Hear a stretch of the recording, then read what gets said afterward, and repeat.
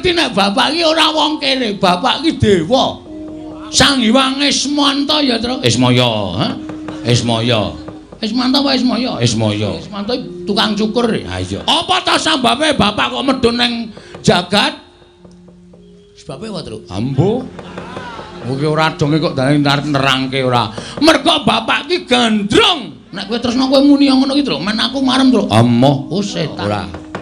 Kowe wani ngasmane Kyai Prabu Ndrawati padha karo wani karo Nata Mandura Prabu Baladewa. Jajane Kyai Prabu Ndrawati padha karo kowe wani karo Nata Mandura Prabu Baladewa. Kowe ngilo karo kahananmu. Ing ngatasi Semar arep balon kayangan iki Semar ki derajate apa Jawa aku tak takon. Semar ki derajate apa? Aku tak takon kok wani bangun kayangan apa dadi Nalendra. Nek karo para kawula ngajenana, kowe aja gleleng dadi ratu ae. Kowe aja gaya dume lungguh kursi sing dhuwur.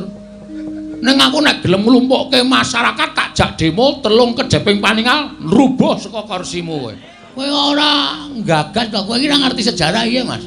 Lho, kowe ora basa karaku, tak basanono wong sampean wis ora ngajeni karo. Aja sok unek-unekke masyarakat cilik kaya ngene iki tandani. Sampeyan iso gedhangkrang sila tumpang neng kursi iki mergo tak coblos, mbaya sembada. Biyen sampeyan ling beseli aku pira tak kon dadi tim sukses janjen-janjeni kene iki sesuk tak bangun aspal tak aspal kene esuk tak cor kene esuk tak naik toilet kabeh ya ming telek.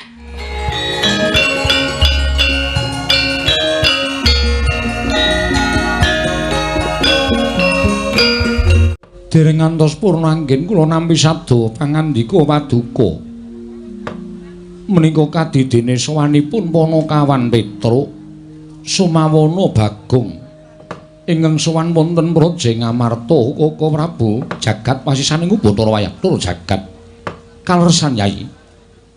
Nanging dipun menapak-menapakno Petruk menika Panakawan Paduka Yai Prabu. Menika abdi Ngamarta. Mbok menawi Petruk wonten wigatos anggenipun sowan ngabiyantara ngersa Paduka Yai Prabu tumuli timbalana sowanipun Petruk Prabu kasinggihan mekaten. Mboten kinten babar pisan bilih Petruk sowan wonten negari Ngamarta. Menika sajaipun ngemu wigatos Kaka Prabu. Nggih. Petruk sowan wonten negari Ngamarta, Panakawan Petruk. Lha iya, pun Kakang nggih wis weruh. Yen Petruk wae genep tata kramane. Ngandhake ento Petruk kuwi abdi negara Ngamarta ingkang ora tinggal marang unggah-ungguh lan tata krama. Saiki sawangan to, iki adine Petruk iki apa member kaya ngene iki. Lah ing atase munggah kraton kok nganggo training. Nganggo sabuke nganggo kala. Ora nganggo sarung, ora nganggo kathok, sak piturute apa pantes Kresna. Kaka Prabu nadyan mekaten menika abdi dalem Paduka. Mbok menawi wonten bab ingkang kirang prayogi tumanduk dhateng Panakawan Bagong. Wekasan kados mekaten kawontenanipun Bagong. Nun. Kok ora nganggo klambi, ora nganggo sandangan kaya kakangmu? Teles e. Teles piye? Karang nggih nganu kudanan terus kula pepe. Ha niki mau dijak kali Petruk terus langsung budal. Antene nggih nganten niki karang wong ora duwe sinuwun mboten napa-napa. Sing penting kula niku ora colong jupuk, kula ora tumindak ala. Arep sandangan kula elek kaya ngeten. Sing wigati rak pokoke kula tumindake apik. Aku yo mung ngandani yen to nganggo tata krama. Nggih nyuwun ngapunten diapunten nggih. Ya wis ora apa-apa sesuk meneh nek sowan ratu ngandhani nganggo ingkang jangkep. Nune nggih ngestokaken dawuh. Yai Prabu. Wonten timbalan Kaka Prabu. Dumunten katimbalan nama wigatosipun Petruk dene sowan wonten negari Ngamarta. Menawi sekinten sowanipun Petruk menika sae Paduka Yai Prabu kedang legahi bawa leksana nanging menawi namung bebudhek banyu bening kawontenan Praja Ngamarta Petruk dipun emutaken. Kaka Prabu kasinggihan mekaten. Mugi kepareng lenggah ingkang langkung prayogi. Panakawan Petruk sawise satata nggonmu ngadhep ngarsan ingsun padha rarja sak praptanira Panakawan Petruk. Nunamit pasang Kalimantabe tinebene ngilodoni dumawahing tawang-tawang. Linepatna ing tulak manu sinuwun. Lepat diagung pangaksami kula ngrumaosi bilih kula menika namung Panakawan. Kula menika namung batur, kula menika namung kawula andhap panggenan kula. Mila menawi wonten kiranging tata krami, kiranging unggah-ungguh nyuwun pangapunten sinuwun. Nyuyu Petruk ora dadi ngopo. Wilujeng sowan kula bekti kula kunjuk. Ponokawan ndak tampa pangestuku tampanana. Kula pundi nggo jimat paripe dayana ing kasantosan. Paring pangestu paduka Gusti kula ingkang sinuwun amawahana kabagyaning gesang kula. Ponokawan Petruk prayogakna. Lho nggih, sanget anggen kawula ndadosaken jimat. Ponokawan Bagong Padhararja sapraptamu. Pangestunipun sinuwun Prabu Darma Kusuma. Wilujeng bekti kula kunjuk sinuwun. Iya Bagong ndak tampa. Pangestuku tampanana Ponokawan Bagong. Kula pundi nggo jimat paripe dayanana ing kasantosan paring pangestu paduka amawahana kabagyaning gesang kula. Iya Bagong prayogakna. Nun inggih sampun boten kirang prayogi pisuwan kula. Petruk Kantong Bolong Padhararja sapraptamu. Sinuwun Darawati wilujeng bekti kula kunjuk. Pangestuku tampanana Petruk. Lho nggih, kula pundi nggo jimat paripe. Ponokawan Bagong Padhararja. Sinuwun Darawati wilujeng bekti kula kunjuk nggih, Den. Pangestuku tampanana Ponokawan. Kula pundi nggo jimat paripe dayanana ing kasantosan. Ponokawan Petruk Padhararja sapraptamu. Pangestunipun Ndara Baladewa wilujeng bekti kula kunjuk. Yo tak tampa pangestuku tampanana. Bagong Padhararja sapraptamu. Pangestunipun Ndara Baladewa wilujeng bekti kula kunjuk. Yo, prayogakna. Nun inggih sampun boten kirang prayogi. Petruk, dalem Den, slamet tekamu. Wilujeng bekti kula kunjuk. Yo, pangestuku tampanana. Nun inggih, Bagong, dalem Den, slamet tekamu. Pangestunipun wilujeng prayogakna. Nun inggih sampun boten kirang prayogi Ndara. Ponokawan Petruk Bagong Padhararja. Ndara Janaka wilujeng bekti kula kunjuk. Ndara Janaka wilujeng bekti kula kunjuk. Iya Ponokawan prayogakna. Petruk lan Bagong Padhararja. Ndara kembar wilujeng Den bekti kula kunjuk. Ndara kembar wilujeng Den bekti kula kunjuk. Iya tak tampa prayogakna Ponokawan. Sampun boten kirang prayogi pisuwanipun ngabdipun Petruk. Petruk Kantong Bolong wonten dawuh sinuwun. Monogagi matura. Sowan moning Praja Ngamarta iki saka karepmu dhewe apa pancen diutus dening bapakmu Semar? Yen pancen diutus dening bapakmu Semar, apa wigatine? Yen pancen saka karepmu dhewe, duwe perlu apa Petruk dene sowan ana ngersaning bendara? Sampun marangaken matur sinuwun. Ya wis ndak keparengake, matur sembah nuwun. Namung saderengipun kula matur kepareng kula ngaturaken tebah Siti Sekol binunteling ngron klapa. Apuren ta mbok bilih wonten lepat kula anggen kula munjuk atur sapa paduka Sang Nata. Menawi wonten cewek ing ngatur diagung pangaksami jer kula menika namung Ponokawan, kula menika namung batur. Kula menika namung kawula. Mila menawi wonten duna dungkap kiranging tata krami Subasita langunggah-ungguh kula nyuwun pangaksami. Ora dadi ngopo Ponokawan. Mula diage matura Petruk, matur sembah nuwun. Estunipun ngaten sinuwun, sowan kula menika mboten saking kajengan kula piyambak, namung kula menika dapur dipun utus dening Bapak Semar. Lan mugi dados ing kawuningan sampun wonten kinten-kinten setunggal candra menika bapak niku kaya wong masuk angin ning waras. Kaya wong waras ning nek kula sawang kok kaya wong lara.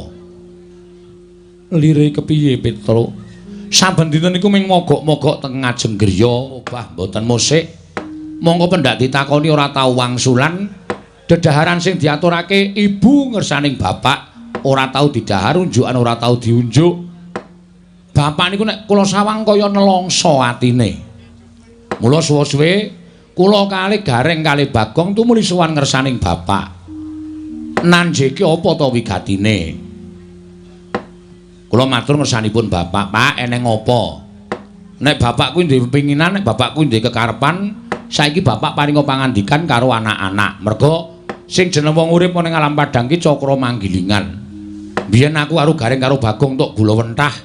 Ning bareng saiki anak wis padha mentas, anak kuwi duwe kewajiban mituruti kekarepaning wong tuwa." Ngoten niku. Barang kula matur kaya ngoten niku bapak terus alon-alon niku gelem paring pangandikan. Iya Petruk, nggih. Krekel-krekel alon-alon terus paring pangandikan kali kula kali Bagong. Ngene le. Jane aku meneng wae iki ora kok perkara aku mikir kahananku dhewe ora. Luwih-luwih aku mikir kulawargaku, mikir-mikir anak-anakku ora. Wong anak-anakku ya wis mentas kabeh.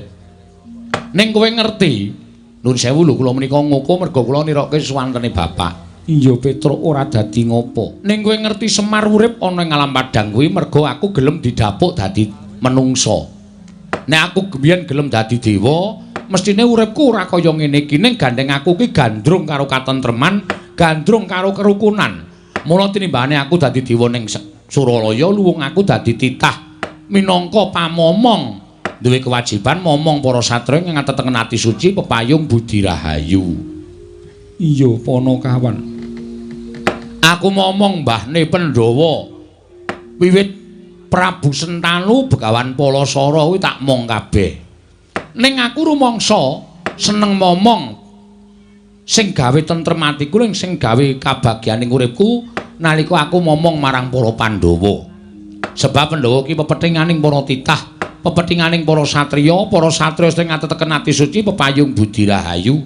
Nggonku momong para Pandhawa tak ati-ati wiwit kuncung nganti gelung, wiwit jabang nganti craprang supaya besok Pandhawa ki dewasane dadi mustikaning para satriya. Dilalah kok kelakon. Ngamarta sing dilenggahin para Pandhawa kuwi mujudake negara ingkang adil, makmur, warata, tias bagya mulya, gemah ripah loh jinawi, karta tata turaharja. Kawula uripe padha ayem tentrem matsinamatan daya dinayan, tunggal cipta rasa karsa lan karyane. Mula ngamarta jaman semana kondhang negara ingkang panjang punjung kalukengrat ing bab apa-apane mesti kabeh padha meri marang negara Ngamarta. Iya Panakawan. Ning kok saiki ora kaya ngene ya, Truk. Kula terus matur, "Lah pripun, Pak? Ngamarta iki kok adoh sungsate karo biyen. Kondhang negara kebak katentreman, biyen kondhang negara kebak karukunan. Ning saiki tontonen, kawula Ngamarta sithik mboko sithik padha tetel kapercayane marang hukum, padha tetel kapercayane marang Ratu Gustine, wekasan akeh kawula ingkang padha nggudel bingung numbuk bentus nggugu sakarepe dhewe. Sawangan kabar sumebar ngendi-endi regejegan, ngendi-endi padha bentak sirah, malah ngendi-endi ana paten pinaten mung perkara bab ingkang sepele, mentara karo sanak kadange, mentara karo mitra karuwe, luwih-luwih mentara karo sedulure. Kanan sing kaya ngene iki kok aku miris, Truk. Nek kanan kaya ngene iki tak nengke wae, Ngamarta kuwi ora nganti sak siliring bawang, sak umuring jagung, sak uruping damar, mesti negara Ngamarta bakal rubuh remuk bubuk dadi rempon. Mergane apa? Kawulane wis rumangsa ora tentrem. Lah apa to sebabe kawulane kok rumangsa ora tentrem? Merga ana jarak ing antaraning kawula lan Ratu Gustine. Ratu Gustine ora gelem nyaket kanang para kawula. Kawulane ora percaya karo Ratu Gustine. Lah menika papan-papan panembah ora padha diparani, papan-papan pasinaon ora padha diparani, sing diparani papan-papan maksiat. Mula Ngamarta saiki lagi tak arani anjlok morale para kawula. Merga wis ora ngerti rasa kamanungsan, wekasan akeh regejegan, akeh sing padha nggunakake hukum rimba sakarepe dhewe, mongko lali yen to melu sawijining negara ingkang duwe pernatan hukum ingkang wajib diugemi. Iya Petruk, nggih. Lah, kanan sing kaya ngene iki arep tak dandani, Truk. Bapak ngendika ngoten. Bapak ajeng dandan-dandan pripun? Merga nek iki nganti rusak tenan negara Ngamarta, sing disalahke sepisanan karo Dewa Uduka Pandhawa. Ning Semar sing momong para Pandhawa kok gagal sarta ora kasembatan mujudake negara ing adil makmur warta tias bagya mulya. Mula sing ditutuh aku ora sembodo dadi pamomong, ora sembodo dadi pengayom. Mula nek nganti Ngamarta iki tak nengke wae, aku sing kesalahan. Lah, aku meneng wae iki aku duwe gagasan kepengin bangun kayangan. Lah kula mak tratap. Semar kok bangun kayangan niku, Semar niku nuwun sewu wong sekeng, wong ora duwe, wong melarat. Kok arep bangun kayangan niku terus kula tuwuh tandha pitaken. Saderenge kula matur kata-kata kersanipun Bapak, Bapak wis ngendika, kowe aja kaget. Kowe aja kaget.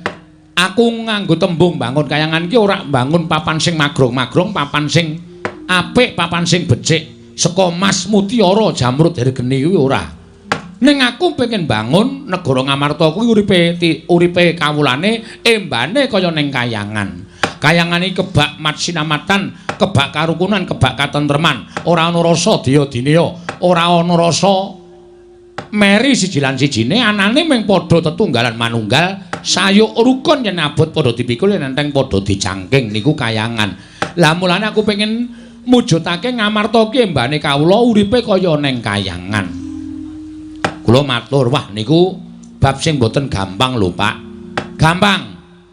Waton Pandhawa gelem rawuh ning Karangkadempel, sinambi mundi Pustaka Jamus Klimasada, aku iso mujudake kayangan sing mapan ana negara Ngamarta. Tapi napa kok Pandhawa kudu rawuh teng Karangkadempel? Merga Pandhawa artak kanthi dadi siji karo para kawula. Pandhawa artak kanthi nyawiji karo para kawula. Merga kawula kuwi ora perlu dinahi dhuwit, ora perlu dinahi brana picis, ning dicedhaki rasane, dicaketi karo pengarepe. Dicaketi atine. Kawula nek dicedhaki artine dening para pengarepe niku mboten sah diwenehi napa-napa, panjenengane mesti bakal sengkut gumregut mbangun negara. Merga wis rumangsa digatheki karo Ratu Gustine. Mila sowan kula ngersanipun Sunan Prabu Darmakusuma menika ingkang sepisan ngaturaken sembah bekti ingkang ngangka kalih nglulusaken gegayohanipun Bapak. Inggih menika mboyong para Pandhawa rawuh wonten ing Karangkadempel sinambi mundi Pustaka Jamus Myang Jimat Klimasada mujudaken negari ingkang adil makmur warata tias bagya mulya. Cekap semanten atur kula. Wassalamualaikum warahmatullahi wabarakatuh. Iya Petro nggih. Wis rampung, Gong. Wis kari ngenteni jawabane piye? Ha iya. Menawi nganti Sinuwun Darmakusuma kersa rawuh ning Karangkadempel, awak dhewe ngaturake panuwun. Nek ora takoni alasane apa. Merga ya awake dhewe mbantu karo para Pandhawa iki ibarate sikil dienggo sirah, sirah dienggo sikil. Nek nganti mung diaturi rawuh ning Karangkadempel kok semaya gedhe-gedhene ora kersa kuwi. Wis nek ngono Pandhawa kuwi pancen ora ngerti karo bales budi. Ora ngerti karo kabeciane awake dhewe sing wis dilakoni. Petro dalem. Aku tak taren karo kadang-kadangku dhisik ya Petro. Oh monggo, mboten napa-napa, mboten masalah. Langkung prayogi taren. Merga menika mujudaken satuwiling pirembagan supados sak mangke saged kasembatan panjenenganipun Bapak Semar. Menawi panjenengan sarujuk Ndara Werkudara ora cocok, menika ya ora bakal mlaku. Panjenengan kali Ndara Werkudara pun mathuk pun gathuk, Ndara Janaka ora mathuk niku ya ora mlaku. Mula 5 cacah menika kedah manunggal dados tunggal. Kedah saged tetunggalan rawuh wonten ing Karangkadempel sinambi mundi Pustaka Jamus Myang Jimat Klimasada. Werkudara, nggih. Miturut penemumu piye Dimas ature Petruk? Apa gegayohaning Kakang Semar iki mau miturut Dimas Jodipati kepiye? Rasa kokian gunem sing tanpa guna. Ayo mangkat. Semar gedhe labuhane tumrap negara Ngamarta. Turaba ingkang bakal katindakake dening Semar kuwi gegayohan sing apik, sing luhur.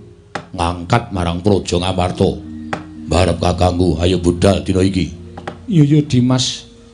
Ngaturake panuwun ingkang tanpa pepindhan. Arjuna penemune si Adi kepiye? Petro, dalem Den. Yen pancen bapakmu mbutuhke Prabeya, aja metu saka bapakmu. Madukara usungana bandane ora bakal aku wegah. Waton bapakmu kasembadan bangun kayangan woning praja Ngamarta. Petro, matur sembah nuwun. Ndara kembar pripun? Petro, aku ya sarujuk. Petro, yen isih kurang Prabeya, yen perlu kasatriyanku digadhekke dhisik ora apa-apa. Sing wigati mengko bapakmu kelakon penjangkane. Wah, matur sembah nuwun tanpa pepindhan. Ndara Werkudara sarujuk, Ndara Janaka mathuk, Ndara kembar wis cocok. Monggo sinuwun. Samangke kula aturi paring dawuh. Kepareng paduka tedhak dhateng Karangkadempel benjang menapa menawi saking pamayogi kula inggih dinten menika ugi kula dherekaken rawuh wonten ing Karangkadempel sinambi mundi Pustaka Jamus Myang Jimat Klimasada. Kusik Petruk sabar sawetara. Iye, sebabipun ewuh kaya rasaku, bingung rasaku Petruk. Inggih, sebabe napa? Krana sowanmu kuwi kalah dhisik karo Koko Prabu Ndarawati. Lho, Sinuwun Ndarawati. Iya. Sinuwun Ndarawati rawuh mriki menapa wonten wigatos? Ana Petruk. Wigatosipun? Wigatine tanala kejaba nyuwun ngampil Pustaka Jamus Klimasada. Nyuwun ngampil Pustaka Jamus Klimasada? Iya. Dipun dadosaken menapa? ngerti yen to negara Ndarawati ketaman pegebluk bisane waluya yen to tinumbalan pustaka Jamus Klimasada mongko rawuh luwih dhisik tinimbang sowanmu kepiye meneh Petruk ingkang dhisik kudu tak dhisikake ingkang keri ya kudu ngalah kelawan ingkang dhisik mula kang sangka kuwi yen to bapakmu kepengin rawuhing para Pandhawa kudu ngenteni pustaka Jamus Klimasada kinarya usada negara Ndarawati dhisik samengko tumuli tak boyong marang Karang Kadempel Petruk. Oh, Gong, hah? Rasida le. Rasida ngapa? Ndara Werkudara wis cocok, Ndara Janaka wis mathuk, Ndara Neklastimbar wis oke, Ndara Puntadewa wis nyetujoni ning ana pepalang. Apa pepalange? Sinuwun Ndarawati. Sinuwun Ndarawati ngapa? Rawuh mrene rak. Sinuwun Ndarawati iki minangka kadang werdane para Pandhawa. Gosek. Sinuwun Ndarawati iki ya duwe karep, duwe sedya. Sedyane nyuwun ngambil pustaka Jamus Klimasada. Arep ngapa e? Ndarawati ketaman pegebluk bisane waluya nirmala temah jati yen to tinumbalan pustaka Jamus miang jimat Klimasada. Piye? Monggo awake dhewe le sowan kalah dhisik karo Sinuwun Ndarawati. Mula Sinuwun Puntadewa kudu nglungguhi Bawa-Leksana. Sing dhisik didhisikake, sing keri ya kudu keri. Mula awake dhewe saiki ora iso piye-piye anane ming nimpa bali matur karo bapak. Sik, aja kesusu. Aja kesusu piye? Kene aku sak sing matur, gentenan. Gentenan. Wis ta mundur. Oh iya, iya. Ning ora gawe masalah lho, Kong. Ora iki mung genahke kok. Nek ora tak genake ndak rampung-rampung. Ya. Kowe iki goblok kok ora. Mundur ana? Ya, mundur. Ning aku wis weling karo kowe aja gawe masalah. Ora, aku mung arep takon karo Sinuwun Prabu Darmakusuma. Ya. Masalahe apa Sinuwun Kresna kuwi pengen nyilun ngambil pustaka Jamus Klimasada sing tata krama lho. Siap. Ya. Nuwun sewu Sinuwun. Iya, Bagong eneng apa? Ajeng nyuwun prisa. Arep takon apa? Sinuwun Ndarawati nyuwun ngambil pustaka Jamus Klimasada kangge menapa? Dinggo tumbal wadaling praja ing Ndarawati. Ingkang wigati bakal kinarya tumbal wadaling praja Bagong. Nuwun sewu, kok nggo tumbal Ndarawati kenging napa? Kena pagebluk. Akeh kawula ingkang esuk lara sore mati, sore lara esuk ketiwasan Bagong. Pun kula tampa pangendika sampeyan ning niki kula entuk ngrembug perkara Sinuwun Ndarawati napa mboten? Ya wis sak karepmu Panakawan. Nek entuk ajeng kula jelaske. Nek mboten apa-apa. Kula nyuwun palilahipun Sinuwun Prabu Darmakusuma. Jalaran panjenengan menika nuwun sewu Nalendra Negari Ngamarta ingkang jenang wenang jenange bor dhateng kawontenan Datulaya. Sira arep matur apa Bagong? Namung atur keterangan. Iya. Matur keterangan sing kepiye? Nuwun sewu nggih. Pegebluk utawa welaking Jawata. Niku nuwun sewu. Niku diparingke sing gawe urip dhateng papan sing pancen menungsane niku ora iso dikandhani. Tegese kon manembah ora gelem manembah, kon tumindak apik ora gelem tumindak apik. Niku dewa mesti paring pagebluk kalih papan niku. Sranane digawe napa mawon, larang sandang, larang pangan, ketukulan ditandur ora tukul. Niku sing gawe Gusti. Iya. Nah, sakniki kula aturi metung Sinuwun. Nalendra Lenggah Siniwaka menika nuwun sewu sampun ngantos gampil gugu dhateng aturipun sinten kemawon. Mboten mawas menapa menika pepunden, mboten mawas menapa menika Nayaka lan Punggawa, kudu dipetung nganggo nalar sing ganep. Lire piye Bagong? Saniki kula tak takon. Ngastina niku sing dadi Ratu Prabu Duryudana. Sak urawane, teng mriku enten Sengkuni, teng mriku enten Durna. Niku menungsa pendak dina do gawe dosa. Iya. Ning rak kok ora ketaman pegebluk. Kok ayem-ayem mawon, kok tentrem-tentrem mawon. Terus saniki kula tak nyuwun pirsa karo sampeyan. Negara sing ratune Titis Dewa niku negari pundi? Negara Ndarawati. Betul. Negara sing ratune Titis Dewa niku negara Ndarawati. Iya, Panakawan Bagong. Titising Sang Hyang Bathara Wisnu. Saiki negara sing ratune ratu lumrah, ora Titis Dewa, padha ora ke Taman Pegebluk. Kok negara sing ketunggon Ratu Titis Dewa kok ke Taman Pegebluk niku nuwun sewu. Napa ketemu nalar? Apa ketemu ngakal? Monggo sing dadi Ratu Titis Dewa lho. Lah niki enten niki panjenengan niku aja gampang percaya. Ratu niku nek gampang percaya morat-marit negarane. Ratu niku nek ora nggunakake paningal batin, ming paningal lahir tok, morat-marit negarane. Saniki ketemune ngeten mawon.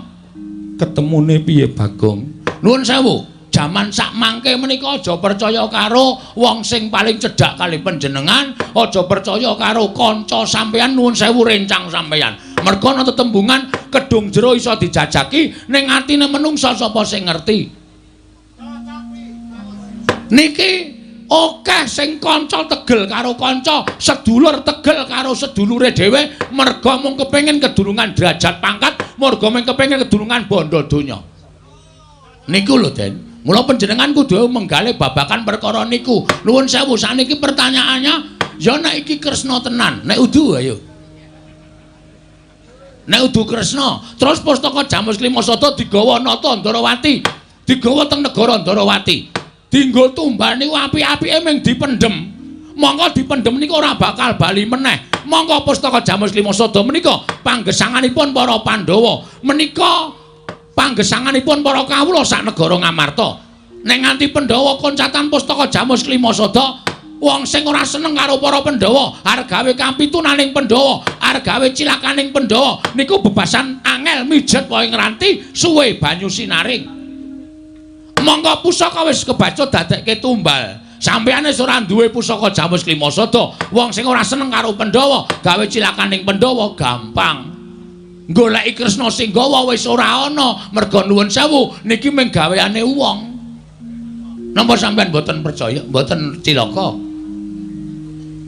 Iya, Bagong. Nggih, mula nuwun sewu lho, kula ora arep obong-obong siji lan sijine. Ning niki benerke kahanan supaya kabeh menika iso kelakon ora ana sing dirugekke ngoten. Ning nek Semar niku karepe Pandhawa rawuh 5 cacahe teng Karang Kadempel. Ora ndek niat napa-napa. Pandhawa ora pisah karo pustaka Jamus Klimasada.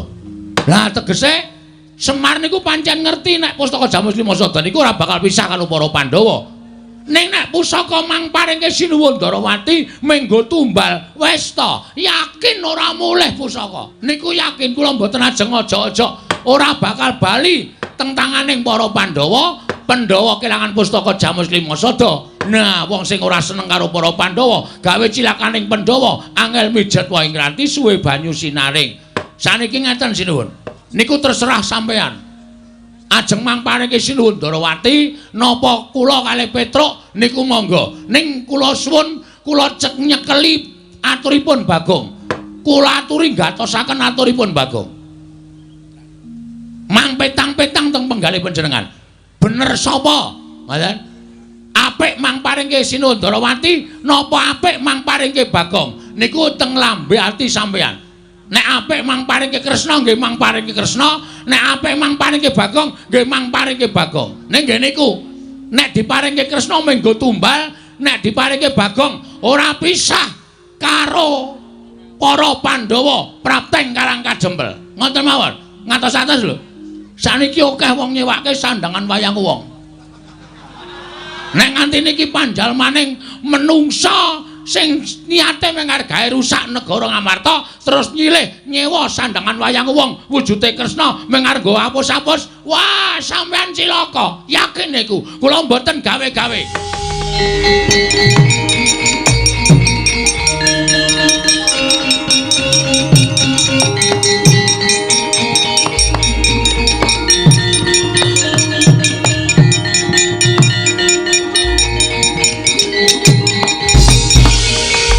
Maring jajalan Sukertane bawana iblis lanat.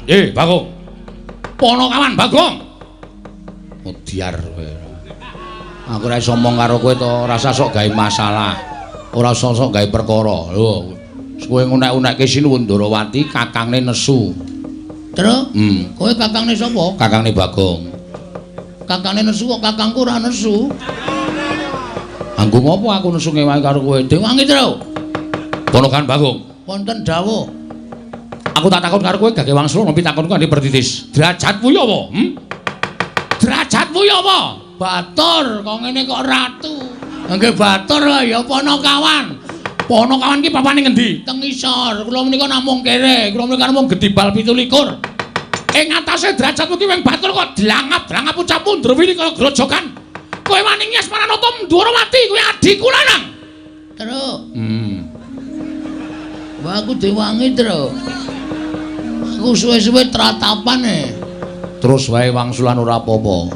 Nuwun sewu, kula niku mboten ajeng wantun, kula niku mung nglereske. Kula niku mung benerke, ning cocok mboten. Nek pustaka Jamus Lima Sada niku ajeng dibeta teng Ndwarawati nggo tumbal niku mung dipendhem. Nggih to? Monggo nek dipendhem niku ora bali. Kula ngemutke sinuwun Prabu Darmakusuma aja nganti gampang maringake pustaka Jamus Lima Sada. Napa kula ngenten iki salah? Salah. Kowe salah ora nyawang karo derajatmu. Nuwun sewu, Mas. Saniki kula tak takon, sampeyan iku titahe sapa? Titahe sing gawe urip. Kula ya titahe sing gawe urip. Kowe karo aku ki padha, Mas. Sing bedake mung derajat karo pangkat. Mboten? Nek di mata Tuhan kita itu sama. Sama-sama manusia. Aja sok tumindak kaya ngono kuwi, aja sok ngelokke kowe kere, kowe Gedibal, kowe ki mung welek nyolok mripat. Dosa, Mas. Tandane dosa sampeyan aja gagas kaya ngene iki, aja ngunekke kawula sing elek kaya ngene iki, aja ngunekke kawula sing ringkih kaya ngene iki. Sampeyan iso dadi ratu niku mergo tak coblos rai sampeyan. Gong, kowe le omong malah dadi masalah iki. Cerewet kowe mena. Untal dasmu sisan. Kon ngewangi ora gelem malah meden-medeni wis kowe cengok. Alah denane bacot wani ya bacot nyemplung kali. Wis terus ya mung kari ndodok. Lho. Kok mung kari ndodok piye ora? Samane ngunanae karo Bagong kleru. Napa kula kluput? Kula ngemutke ratu Gusti kula. Napa kula kleru? Kula ngemutke ratu Gusti kula. Prabu Puntadewa niku ratu Gusti kula. Nek ratu Gusti kula enten napa-napa nganti cilik lara gedhe mboten wonten terus sing mbayari kula ben sasi sapa? Kula wajib ngemutke ratu Gusti kula sing kleru. Apa kaya ngene iki dianggep salah? Salah perkara derajat pangkat, derajate nggo endi, pangkate nggo endi? Kula tak takon karo sampean. Sapa-sapa arep digetak, sapa-sapa arep digetak. Dumeh dadi ratu galak. Tanggur iki wis saiki ayo. Muni ya. Ombo-ombonan cangkem. Ombo cangkemku kasih. Sero suaraku wong. Lho ora lho iki tenanan. Sing tau nek kowe meneng wae kok kakangne nesu-nesu iki ngopo? Mergo aku tresna karo adikku lanang. Terus? Kowe tresna kowe muni ngono iki, Tru. Men aku marem, Tru. Emoh, oh setan iki. Ora gelem muni ngono to? Ora. Kowe wani ngasmane Kyai Prabu Ndrawati padha karo wani karo Natamandra Prabu Baladewa. Kowe wani ngelani jajane Kyai Prabu Ndrawati padha karo kowe wani karo Natamandra Prabu Baladewa. Kowe ngila karo kahananmu. Ing atase Semar arep bangun kayangan iki Semar iki derajate apa jiwa aku tak takon. Semar iki derajate apa? Aku tak takon kok wani bangun kayangan. Kowe ora gagas to, kowe iki ora ngerti sejarah iya, Mas. Lho, kowe ora basa karo aku. Tak basanono wong sampean wis ora ngajeni karo aku. Sampeyan karep dadi Nalendra, nek karo para kawula ngajenono. Kowe aja gleleng dadi ratu kowe. Kowe aja gaya dume lungguh kursi sing dhuwur. Ning aku nek gelem nglumpukke masyarakat tak jak demo telung kejeping paningal rubuh saka kursimu kowe. Aja sok unek-unekke masyarakat cilik kaya ngene iki tandani. Sampeyan iso gedhangkrang sila tumpang neng kursi iki mergo tak coblos mbaya sembada. Biyen sampeyan ling beseli aku pira tok kon dadi tim sukses, ha? Karo tok janjen-janjeni kene iki sesuk tak bangun aspal, tak aspal kene esuk tak cor, kene esuk tak nehi toilet. Kabeh ya mung telek. Nek magang iki kaya janjine kaya dara kekalangane nek wis dadi lali micek mripate. Gong sabar, Gong. Ora sabar, ana ngene iki. Ora wedi ro sawa-sawa terus. Ya wis, ya wis. Aja tak eleke. Ya. Aku ngelih to. Lah ya engko gampang. Tanggo bengok-bengok sedelo wis teng krujuk ya weteng. Ya rasa bengok-bengok ora. Mau mangan urang. Oh. Glepunge tok ya ora apa-apa. Lajeng napa sampean? Arep pripun? Kula lajeng takon ngejak apa sampean? Wis rasa kekian gunung saiki iki bali. Nun, saiki iki bali. Bali piye? Ora samboyong Pandhawa, bali. Kowe ora wedi karo aku. Kowe ora wedi karo aku. Yen nganti aku iku nesu, ana Panakawan tak glandang nenggala, kowe mati. Salah, sampean salah. Salah, Mas. Pati uripe Bagong ora ning tangane Baladewa. Apa kowe ponakane sing gawe urip apa piye? Hah? Mulane aku nang ndi-ndi iki ora tau klamben, mergo aku wong ora tau wedi mati. Mati uripe manungsa iki ora gumantung karo kahanan apa wae, ning gumantung karo sing gawe urip. Arep sampean duwe nenggala, arep sampean membanggakan apa Gong? Bahwa nenggala niku ampuh niku ora tumrap sampean. Ning ampuh ing pusaka, ampuh ing ngaji-aji menika nek diridhoi karo Allah Subhanahu wa taala. Nek Gusti ora ngeparengake pusakamu ki ampuh, mbok tok tamake apa-apa ora bakal ampuh. Ngono? Ya jal wae tokno nek ora percaya. Nek iso mlebu nang wetenge Bagong berarti aku dipesthekke mati saka tangane Prabu Baladewa. Nek Bagong ditamani nenggala ora apa-apa, kewirangan kowe bol. Lho. Bol piye? Jenengmu sapa? Baladewa, tundang bol kok ora gelem. Apa kon ngundang boyok ngono? Dhuwure bol. Dhuwure bol jengkulmu ora. Angkeme ora. Wah. Ngono kok ora wedi karo Baladewa. Ora mboten wedi karo sampean. Bebasanipun ngaten sinuwun. Sak kranjang koplak ngendikaning Prabu Baladewa, kula lebetke kuping kiwa tak tokke kuping tengen. Ning sekelimah ngendikaning Sinul Prabu Duryudana. Lho, Puntadewa Gong. Wah, Puntadewa lali. Bakal kula agem. Badhe kula agem lan badhe kula estakaken dawuhipun. Parap paruswaning jajalan. Yen ngono cetha kowe wani karo Baladewa. Cetha kowe wani karo Baladewa. Wis kowe saiki bali kono karo bapakmu. Bapakmu iki kon eling, bapakmu iki kon mulat karo kahanane. Bapakmu ki wong sekeng, bapakmu ki wong ora duwe. Kok arep bangun kayangan iki gablek apa? Mbok kon ngilo karo cengele. Mbok kon ngilo karo kahanane. Bapakmu ki wong melarat kok bangun kayangan ki ora ndelok karo kahanane bapakmu kuwi.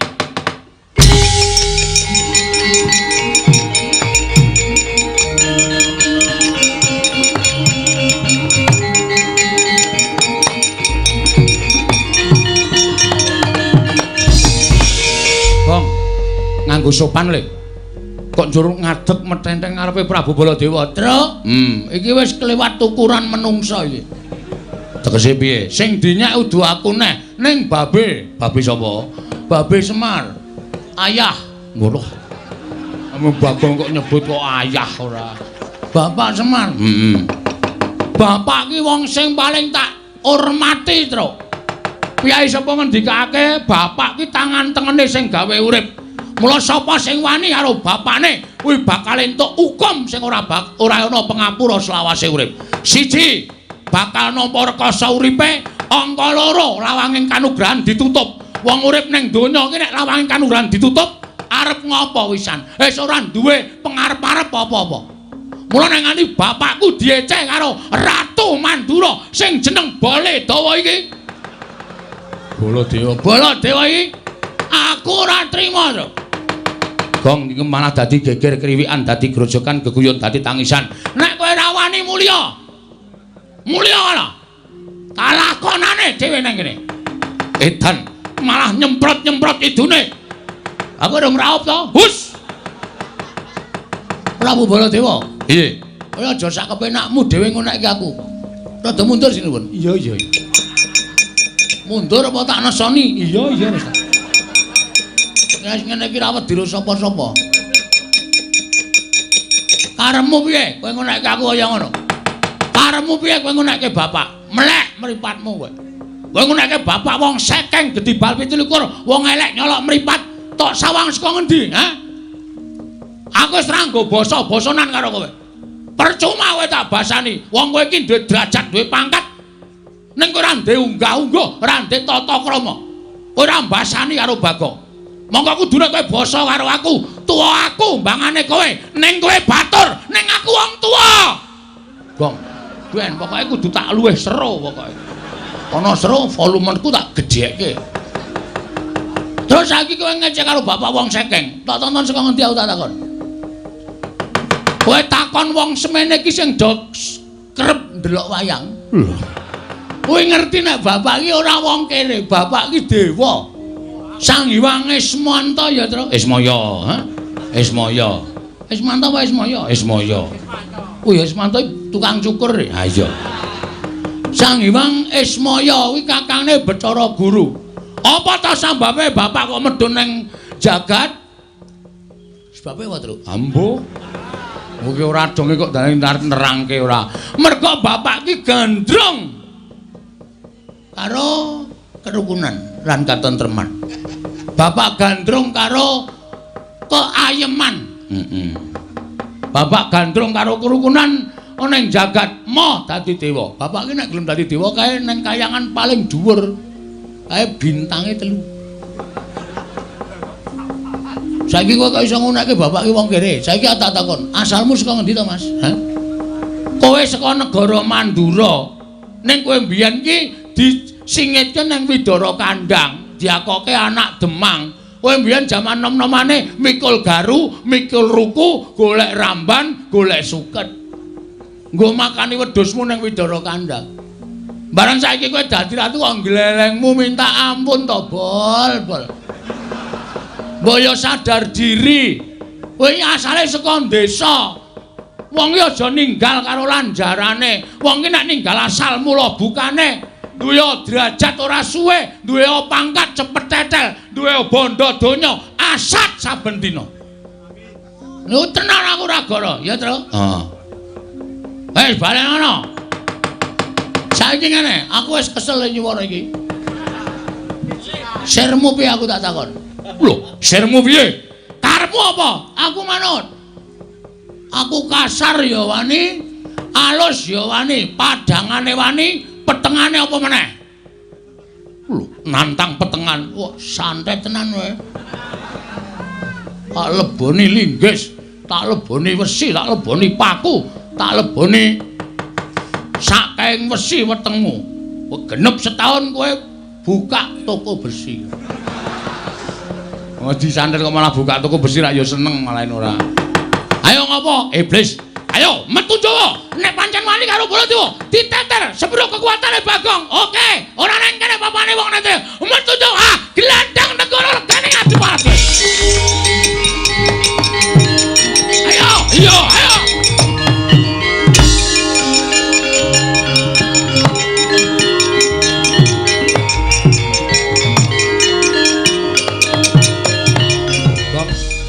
Kok balik meneh? Aku meng nyaut cagak kuwi mau apa? Sek mubeng ngono kuwi. Heeh. Wah angel ngene kon mikir ya, Tru. Heeh. Ora paham? Heeh. Bagong piye kabul kawusanane? Kula tak metu mawon mungsuh Prabu Baladewa. Lah kok ora sida matur. Wis lak jame mungkin ndak dikira kewengen iki wis 11:30 Tru. Ayo ngoyak Baladewa kok malah nang kono. Yo.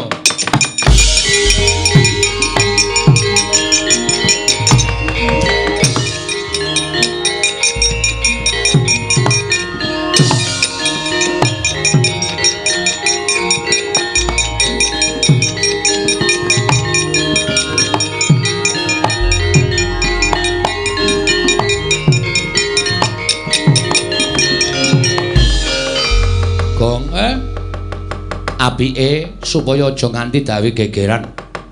Awak dhewe ngalah wae ayo mulih.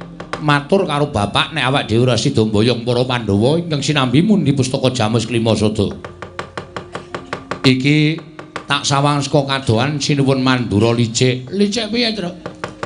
Ora wani temandang dhewe ngadoni awake dhewe ning tak sawang ngawe anak-anak Pandhawa, Ndara Antarja, Ndara Karkaca, Ndara Antasena. Iring atiku nek dandang dikandhake kuntul, kuntul dikandhake dandang. Artine apa kuwi? Artine kasunyatan dikandhake beda karo sing wis kelakon. Iki mesti awake dhewe digawe luput karo Sunan Mandura dikandhake awake dhewe dadi wong kleru. Anak-anak Pandhawa do ngoyak karo awake dhewe nek nganti wani siji ora ngerti tata krama ing ngatasé batur kok wani karo Bendara. Angka loro apa ya iso awake dhewe ngalahke karo anak-anak Pandhawa. Terus rencanamu ke depan mulih. Mulih piye? Mulih matur bapak nek ade ra iso mboyong para Pandhawa. Terus nek mulih ngono ki rumangsamu wis rampung masalahe kok. Nyatane sing goleki awake dhewe anak-anak Pandhawa, Gong. Malah justru anak-anak Pandhawa kuwi dikandhani nek pancen arep ngetokke bektine karo wong tuwa, mbelani karo wong tuwa, mbelani Sinuwun Prabu Mandura ki dikandhake sak nyatane. Anak-anak Pandhawa ki nomploman. Bocah nomi keladuk wani kurang geduga. Nek nganti terus tanpa ngerti sangkan parane ora gelem nampa alasane awake dhewe, kowe karo aku diajar piye? Ayo mulih wae rasa dadak methuke anak-anak Pandhawa manut karo aku mulih. Sik, mulih ki ya ana hitungane lho, Truk. Ana hitungane piye? Kowe saiki tekan ngarepe bapak. Oh. Terus matur karo bapak, "Pak, aku ora iso mboyong para Pandhawa. Merga pustaka Jamus Klimasada diasta Prabu Kresna." Terus saiki aku tak takon, "Bapak nampa aturmu sing kaya ngono kuwi iki gelo apa ora?" "Gelo, mesti gelo." Nah, mongko kowe ngerti to watake bapak? Semar kae ora iso didelok kanthi netra waloka, Truk. Semar kae ora iso ditonton nganggo mripat sing lumrah. Mripat sing lumrah piye? Semar ki nangis durung karuan atine sedih, Semar ki guyu durung karuan atine seneng. Nek tok nganti tok lapori, "Pak, aku ora iso mboyong para Pandhawa." Semar meng mesem ning atine keloro-loro. Petruk anak sing dipengpengke kok ora iso mboyong para Pandhawa. Percuma utusan kowe karo aku tekan negara Ngamarta.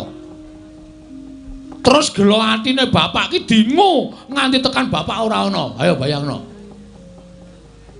Kowe anak sing durhaka kowe.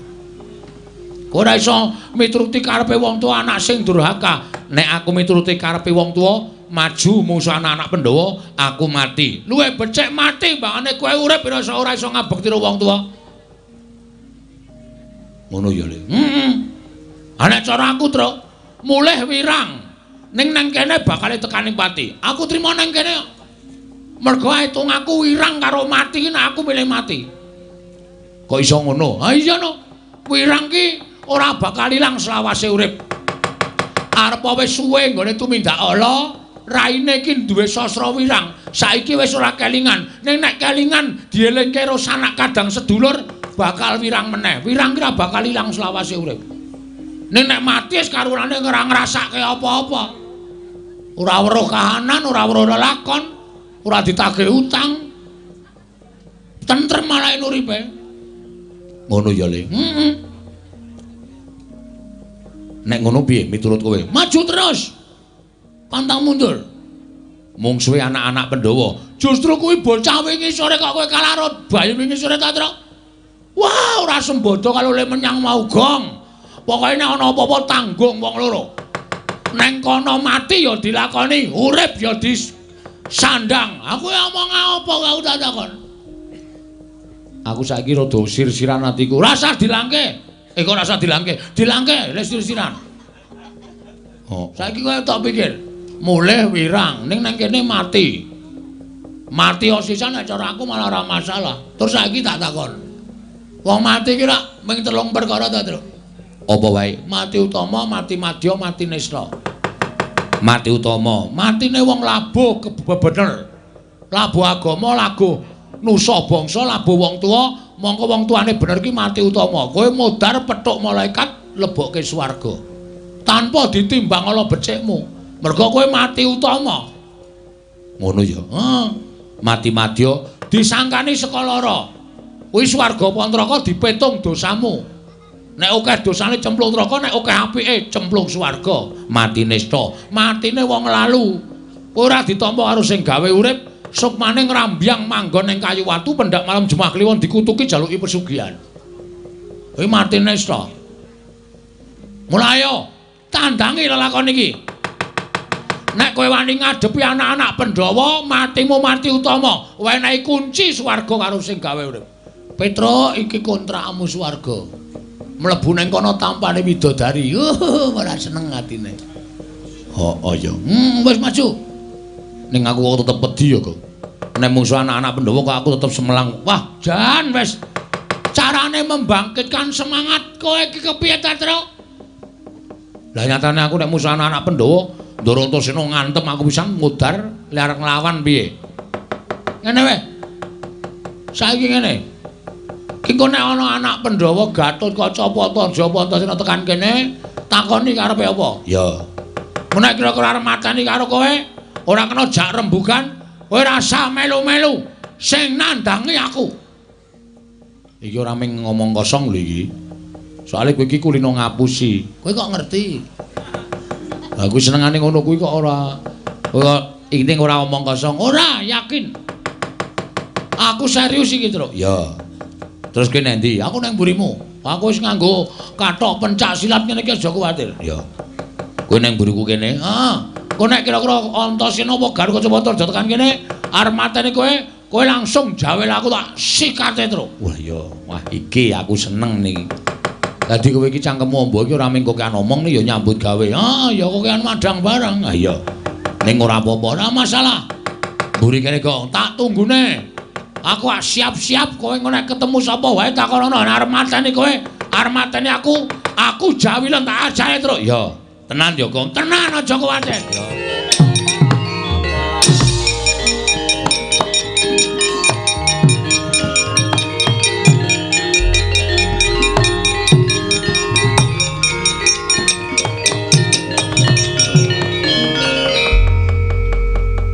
Tinuntut lamun katututan mangsa prawira digdaya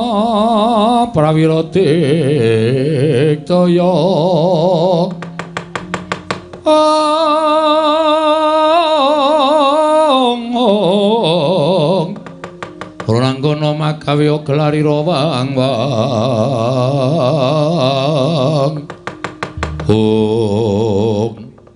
Toto Gong tak takonane ngono nek kira-kira arep mateni awake dhewe kowe tak jawil. Siap, rasa kuwatir aku tak mikir jurus. Oh iya. Ndara Antasena. Iya, Truk. Rawuh mriki kok sajake nawung duka enten apa, Den? Panjen kepara nyata. Kowe tak takoni ngaku ya, Truk. Nggih, kula mboten ajeng goro kalih pepunden.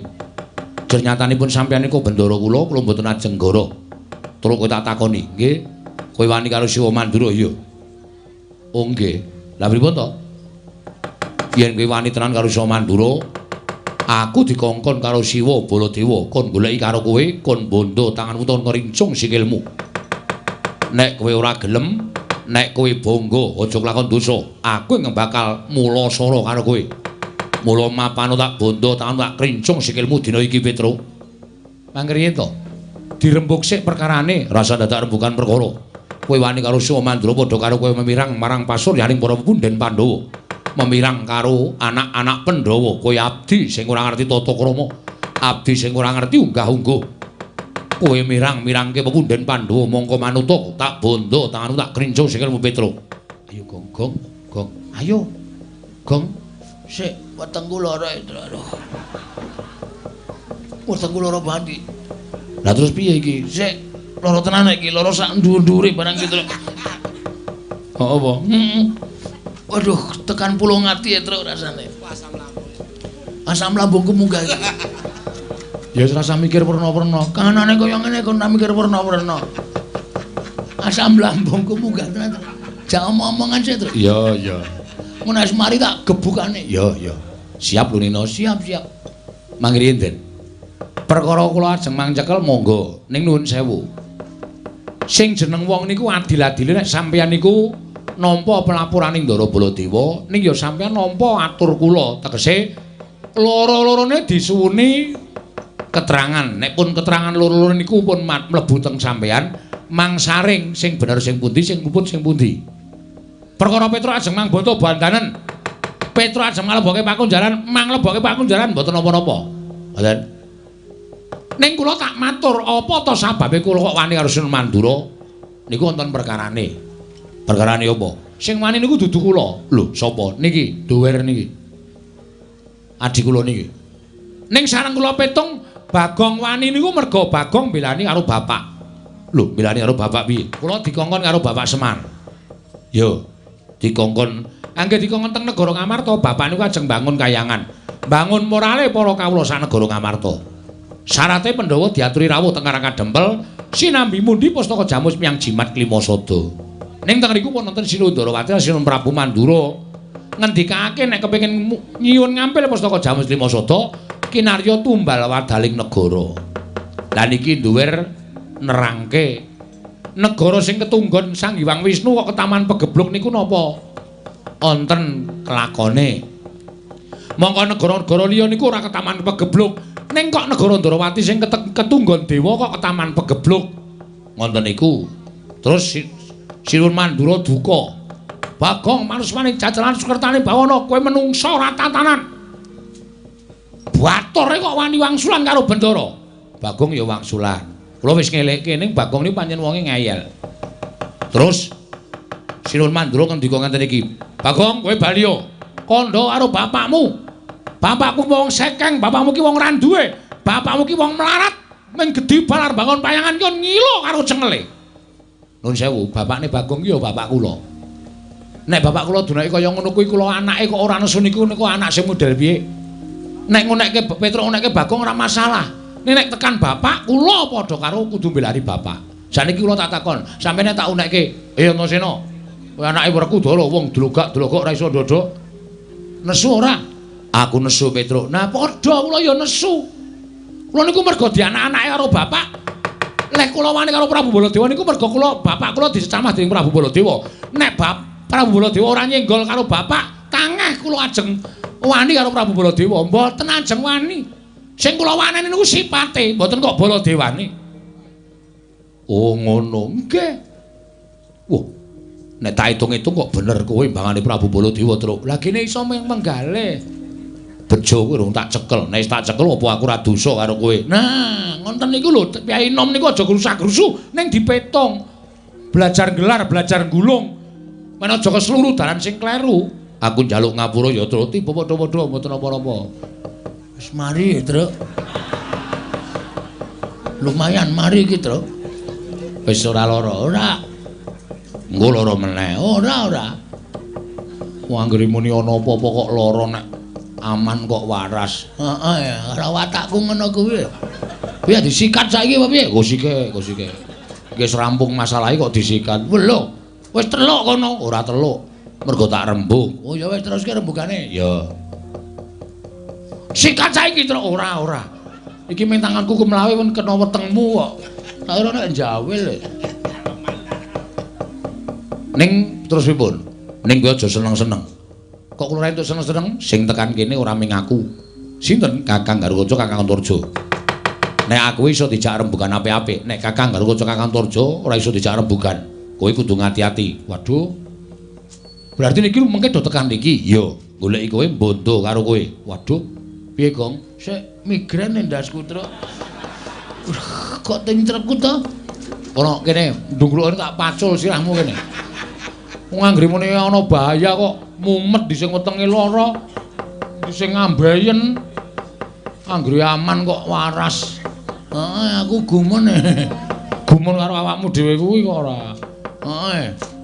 Ha terus kula kene pripun? Ora usah kuwatir. Ning aku njaluk karo kowe ya, Truk. Nggih. Nek kowe dikapak-kapake Kakang Garukaca, kowe aja mbales. Kowe manut wae. Atene modar. Truk Garukaca niku otot kawat balung mesi. Uyuhe wedang kopi wis Gong wis Gong wis. Gong, ya wis. Nggo neh. Adan, kula nek dipotrol sirahe pripun? Ora usah wedi. Nek kowe lara tak tambani, nek mati tak uripke. Nganggo napa? Ki tak peres metu banyune. Banyu sungut iki iso nggo nambani wong lara anu nguripke wong mati. Kuwi lah ampuh ngono kok. Anu wae kok netel. Ak dhewe sing nggawa malah ora wira-wiri lho. Nek ditetel pripun? Sapa sing aku netel? Bagong. Kene kok kepruke sirahe kene. Iki ki ora pasangan e. Oh tak kira variasi e. Variasi dengkulmu wedake mobil variasi ora. Wis ngono ya, Truk. Kowe aja wani. Kowe digapak-gapake manut ning kowe golek acara men Kakang Garukaca wedi karo kowe. Oh siap. Aku tak ambles bumi, nek kowe lara tak tambani, nek mati tak uripke. Mangke riyen. Nek sampeyan ambles bumi terus kula le nyeluk pripun wong kula ra iso ambles bumi kok. Bagong kon gendruk lemah ping 3. Oh nggih. Engko aku metu. Oh nggih, siap ya, Gong. Nek aku lara kowe gendruk lemah ping 3. Oke, nek perkara gendruke kok. Dang. Dune ora kuwi rak gedruk lagu. Gedruk lemah ping 3. Oh iya. Wis ngono ya, Truk. Nggih. Aku tak ambles bumi. Oke. Wis Gong, pokoke beres awak dhewe bakal ora. Ngopo Bagong? Ming jajal kok, Mas. Asem ora. Angko nek digedruk ora metu? Ha iya. Tiwas ning gedruk mempeng ora metu to? Lah ya isin aku. Ha iya. Wae dindani nang ngene terus karo kanca, Gong. Heeh. Mbok kowe ganti sing biasa wae kono, Gong. Sing Bagong biar. Ah, ora. Aku nganggo iki wae sumuk banget ya awane. Adem kaya ngene kok sumuk. Sumuk aku. Dindani ndoro karo kanca nek tekan kene takoni apa wigatine. Wae ora usah wedi, ku tak gedruke ping 3. Men Ndara Antasena jedul. Ya.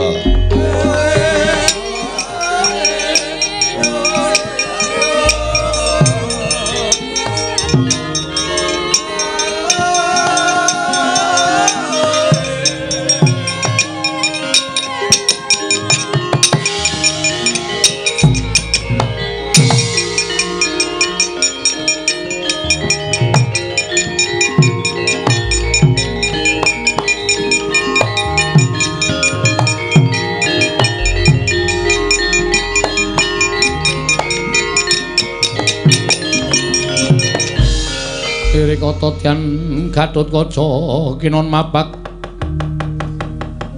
mapak karko suta teka pira Kresna Parta maneher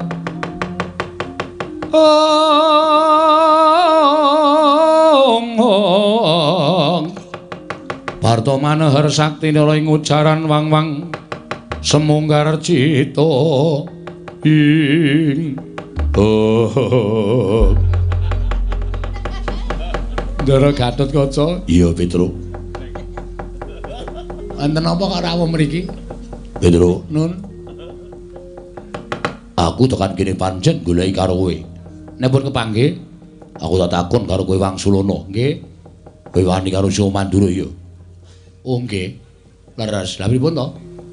Didhawuhi dening Sya Mandura, Gatotkaca golek ana menyang ngendi papane Petruk. Yen ora gelem bali, yen perlu sampurnakno, Petruk wis wani ngina karo wong Mandura. Wani gawe wiranging para punden Pandhawa, teka derajate Petruk wani karo Baladewa. Petruk, Nun. Apa iki mbok tindakake kuwi gawe wiranging para punden Pandhawa. Mula Gatotkaca isin duwe abdi kaya kowe. Kowe bali. Nek kula purun wangsul, benah awakmu. Nek mboten purun wangsul, mapano. Apancat pundakmu tak gembol dasmu dina iki, Petruk. Jaja muntap lir kretap duka yayasinipe netra kocak ngundar andir. Oh, nun sewu Den. Pangandika sampeyan sing keri dhewe niki wau kok teng ati kula rasane lara banget. Pangandika sampeyan sing keri dhewe niku teng ati kula rasane kok larane ra jamak-jamak. Nun sewu lho Gus niku wong tuwa. Sampeyan niku ora ana separone umure Petruk. Sampeyan niku ora ana seprapate umure Petruk. Selagine wong tuwa sampeyan Ndara Pandhawa niku kula sing momong wiwit cilik kula ya ngerti. Dewasane Ndara Pandhawa, Sinuwun Puntadewa, Ndara Werkudara, Ndara Janaka, Ndara Krasdewa niku ora tau nyuwarani elek karo Petruk. Lah kok sampeyan bayi wingi sore? Sampeyan mentolo ngunekke Petruk, Petruk pancat pundakmu, tak gembol ndasmu. Ngene wong tuwa lho. Ya niki wong tuwa. Kok malah nangis, Truk? Cerewet menengo ae kowe. Lha niki wong gerang. Umur kula wis pinten-pinten abad. Kula niku ora tau disuarani elek karo sapa wae. Nek sampeyan pancen mentolo pateni Petruk, mang pateni. Lah sak dadak kokean gunem. Mang pateni mboten apa-apa. Engko mang potol sirah kula. Mang potol, Den. Kula percaya sampeyan iso wong sampeyan niku satriya sekti, satriya digdaya. Sampeyan tau ta dadi jedi teng Kawah Candra Timuka. Sing ngetutke sapa? Kula teng pinggir kawah. Nganti sarung kula kobong. Mergo kula ngetutke sampeyan, kula tau njaluk ijol, ora tau. Niki netepi kewajiban kanthi lahir batin. Ning bareng dewasa sampeyan men dilapori karo Prabu Baladewa. Nek Petruk tumindak kaya ngene ora gelem nampa keterangane Petruk. Kok terus ajeng mentolo mateni karo Petruk. Mboten napa-napa. Mboten napa-napa mang mateni Petruk. Santai wae ta, Truk, santai wae. Ora ngrekoso ta, Truk. Suarane dinggu sesuk bengi, sesuke bengi. Lho ati kula nek cara sampean kaya ngeten iki. Nggo mang pateni kula. Mang pateni pun mang potol. Mang potol niki kula drat-dratane tenggen guru niki. Sampean mateni karo Petruk, nyawane Petruk munggah teng kayangan, teng swarga ketemu karo Prabu Pandu. Sampean ngerti Prabu Pandu sapa? Kanjeng Eyang. Nah, kene paham. Prabu Pandu takon karo Petruk, Petruk kok wis mati? Nggih, pun tek batrene. Sapa sing mateni, Truk? Sing mateni putu sampean. Lho, putuku sapa? Anake Ndara Werkudara sing nami Raden Gatotkaca. Kowe salah apa? Kula mboten salah, kula mboten kleru. Yen ngono putuku Gatotkaca sing kleru tak golekane menungsane. Yakin niku kejadian kaya ngeten niku. Merga Prabu Pandu simbah sampeyan niku arepa ratu-ratu ning jagat, ning tresna karo Petruk, ora tau nyuarani karo Petruk. Yes.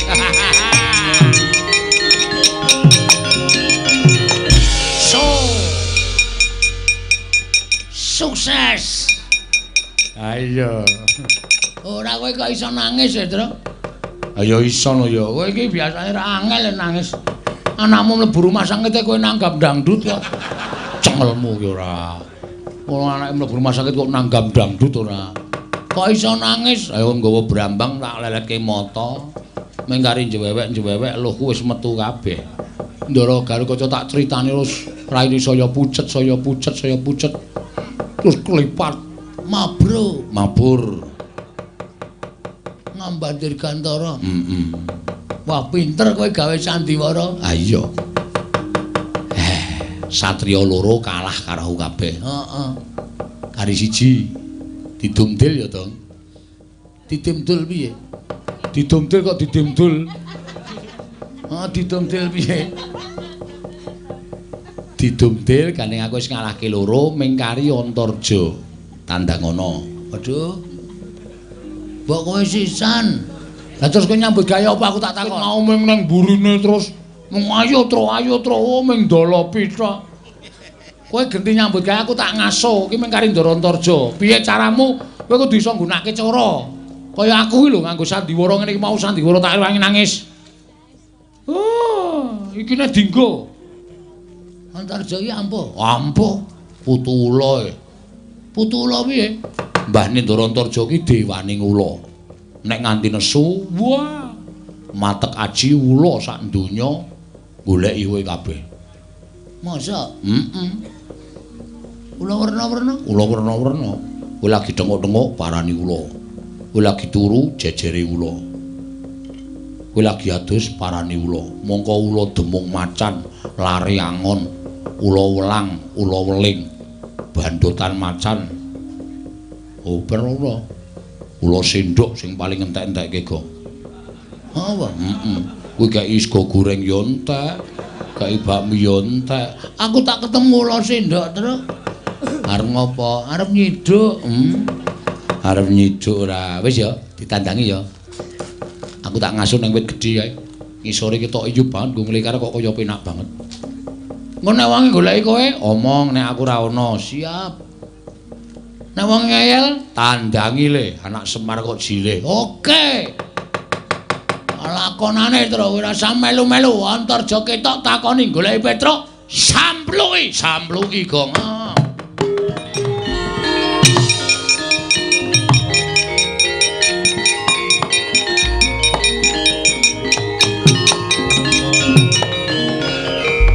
Papa keperanggul mungguh ngayuda kepapak bawatnya bentar bawatnya bentar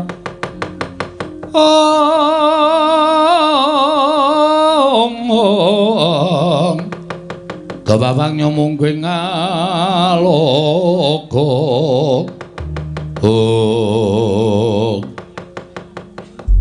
Darantarja yo Bagong aku sing tekan kene kuwi gatosipun goleki Petruk kowe ngerti Petruk apa ora ngertos korene oke terus sing digoleki kowe kok wah jan aku ora iso omong to nek goleki aku ora ana pokoke didum nyambut gawe didum wong loro wah aku muni ora ana aku ngapusi ora apa-apa aku dosa tak sanggane ya Petruk ora ana deke aku kowe guneman ning kono mau karo Petruk aku krungu tak kandhani wah Truk krungu ora ana wong tak pancal raine ora omong nek iki swara radio oh iya swara radio ngendi kanca tani kok omong-omongan kanca tani iki biasane uyon-uyon wah Truk ngerti wah jan aku suwe-suwe mumet lho kok nganu liyane kanca tani oh iya radio ngendi radione kanca-kanca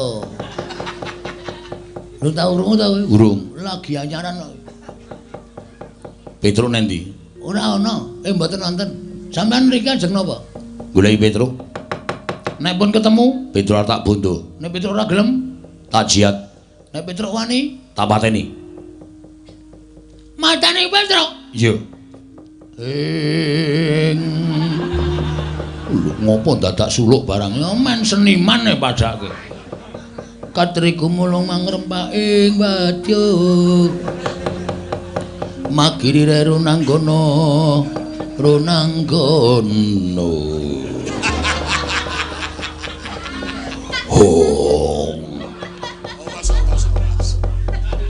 suluk ora pethoke kok sing penting wani Petruk tok wenehke apa ora ora anggepe apa Petruk iki kakangku ejo lho piye jenengmu sapa Antarja Dundangja ora gelem kon ngundang Antarna piye busine nggo nendi ya sakar mulai ngundang ngono wae manut Petruk iki kakangku Mas Petruk iki masuk angin wis tak tileki nek perlu tak goneng rumah sakit tak infuske man Petruk iki waras aku Petruk diame-ame patine kowe iki duwe hati ora Jo Petruk ki abdimu lho, abdine Ndara Pandhawa. Kok mung perkara kowe dilapori karo Baladewa arep tegel karo Petruk. Menungsa apa kowe? Lho. Malah ngune-uneke karo aku. Tak une-uneke kowe mergane nom-noman goblok, ora iso gagas nganggo nalar sing genep. Yen kowe ngune-uneke karo aku tegese kowe wani karo Antarja. Sing tak wedeni apamu? Tuwa aku mbangane kowe. Kowe wani karo aku kowe kualat. Nek aku wani karo kowe wis sak mestine mergo aku wong tuwa ngajari karo cah nom. Wiladala. Ora wiladala iki tenanan iki. Ayo ragu ya niki serius iki. Apa mbok anggap aku wedi karo kowe? Apa mbok anggap kowe putu dewane ngula terus aku wedi karo kowe? Ayo ndi takno ulamu. Ora wedi aku, ulamu dawa-dawa jirih-jirih. Ulaku cendhek ning kendele ra sama-sama. Ayo. Piye? Ngerong mrono mrene ya. Sapenake dhewe ayo. Anggepmu apa? Yen ngono kowe wani karo aku sing tak wedeni apamu? Ora minggat sembur mlonyoh awakmu. Piye? Muni piye kowe? Sembur mlonyoh awakmu. Hargae mlonyoh awake Bagong kok. Bagong ki digodhog kowe ora tetel tak kandhani. Kok mung disembur. Kowe ngerti ora? Bagong ki anake sapa, Jo? Bagong ki anake Semar.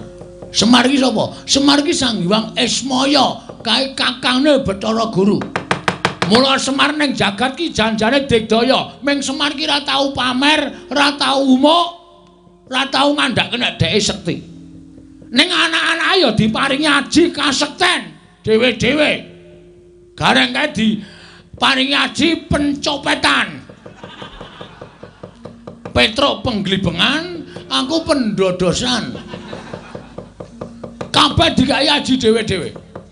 Nek kowe arep njajal aji-ajine Bagong sing diparingi karo Semar, aku mongko wis diweling. Bagong, kowe kena nggunakake aji-aji iki mergo aji-aji iki ampuh tenan. Tamakke gunung jugruk segara asat. Nek ming gunung tok demek iso jugruk, segara tok demek iso asat. Lho, edan men pusakamu. Ora edan ampuh kok edan. Yo ampuh men pusakamu. Lho ampuh. Gunung tak demek wis jugruk kok. Segara tak demeki asat. Wis tanggo nyoba bola-bali. Aja kok ming siji gunung loro tak demek jugruk kabeh. Jugruk ngiwonengen kabeh. Segara tak demek iso asat. Ha nyoba piye? Matno.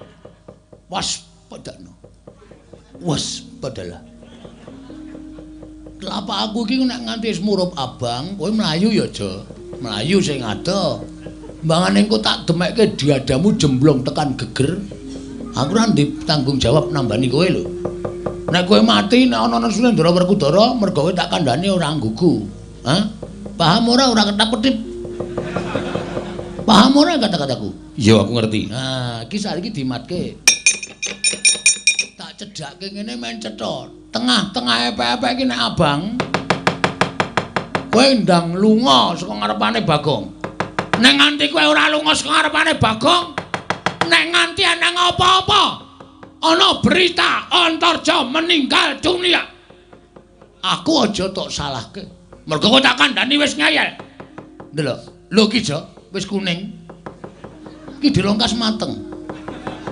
Engko dilongkas abang, nek wis abang tak dumukke dadamu. Ngono. Mati tenan aku ora tanggung jawab lho, Cak.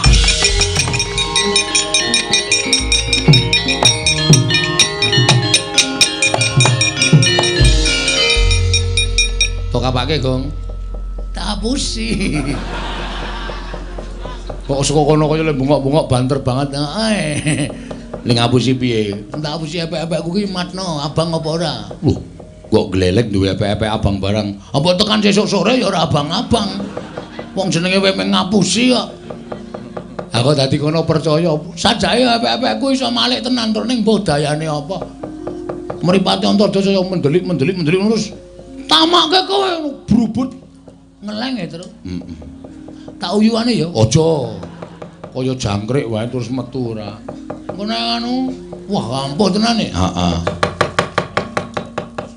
Gong, ana sing joget-joget kae sapa kae? Endi? Kae. Angguk, udu. Kae lho. Heeh kae, lungono lho kae. Oh, ta. Ana sing pentas angguk Abimanyu ora iso mabur ngono. Udu kae lho sing dhewe kae lho. Wah, Pragota. Heeh. Kae dudu bendara, dudu sapa-sapa truk. Patih Mandura. Nek kira-kira arep nyekel awake dhewe diajar wong loro. Ya, manut le. Oh, la edan. Petro. Nggih, Ndara Pragota. Ya. Wah. Kae sing muncul klambihe sapa e? Bagong. Wah, setan tenan. Buaturan ditata krama nganggo trening abang letheke ra jamak-jamak. Taleni kolor putih kaya awake api-api.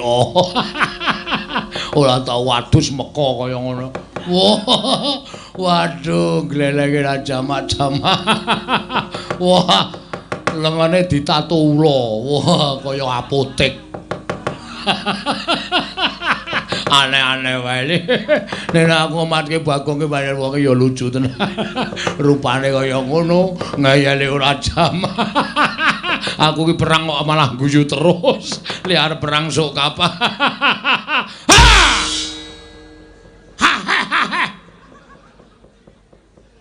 Ora getak ngono to, mancrawet kowe. Ki menungsa ya padake apa? Wah, nggri sing guyah-guyah bandem batako raimu kowe. Nesu. Getak ya ora galak malah lucu. Untune iki dijabutke. Untune cuma Untuk marpotol apa, Gong? Heeh. Kok dijabut kanggo ngono lho. Kanggo apa jenenge? Benang kae lho. Leni terus kon narik cah cilik. Tau tak coba copot sak gusine, Truk. Ah gusine apa pasangan apa piye? Ah karang ya wis tuwa. Gusi iki ra ya. Aku kulino dinggo. Dadi kendro gusine. Ndara Pragoto, ya. Ajeng napa? Nyekel kowe. Wah, cekak aos, Truk. Langsung wae. Cekelen nek gelem tak jotosi ngono. Cekelen nek gelem tak jotosi. Wah, lah setan, kowe demit. Wani karo Patih Mandura. Sing tak wedeni apamu? Wah, ora minggat kok candak mergane patimu. Kene, mergane kowe rasa omong terus. Aku tak omong dhewe. Ya ora nesu, Tru. Senyum to. Moh. Allah, senyum. Untumu kuwi lho dicabut kuwi lho. Ngomong kiwir-kiwir ki ra risi wae.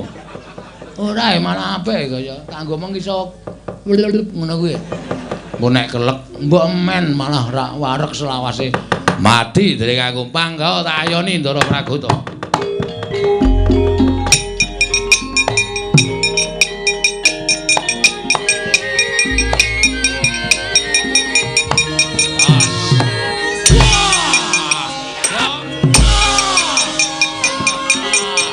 Ayo terus yo.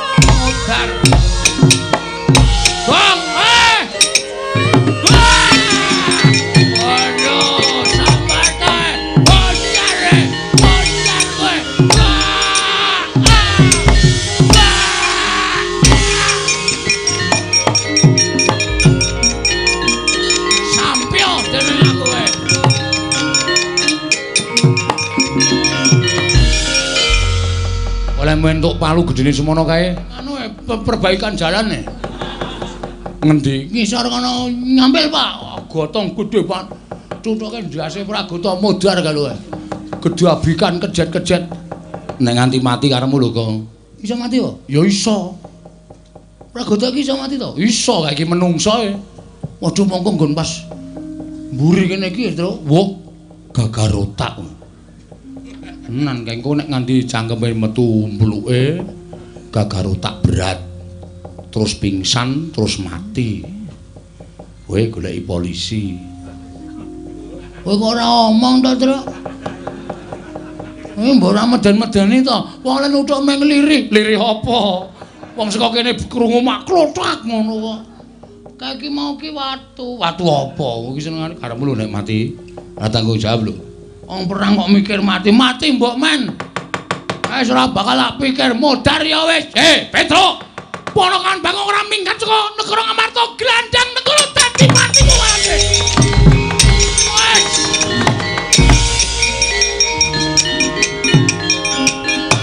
Manus mari jajalan sepertane bone kesanan.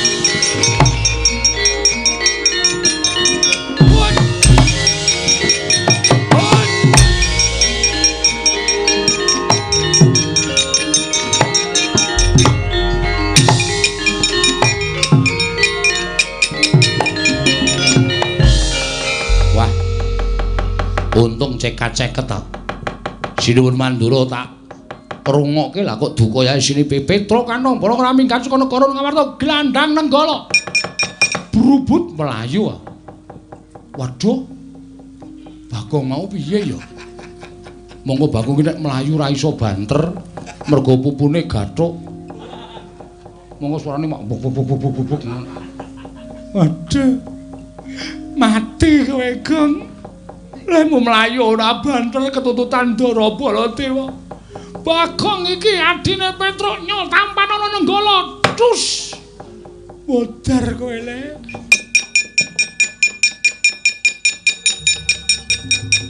Lho.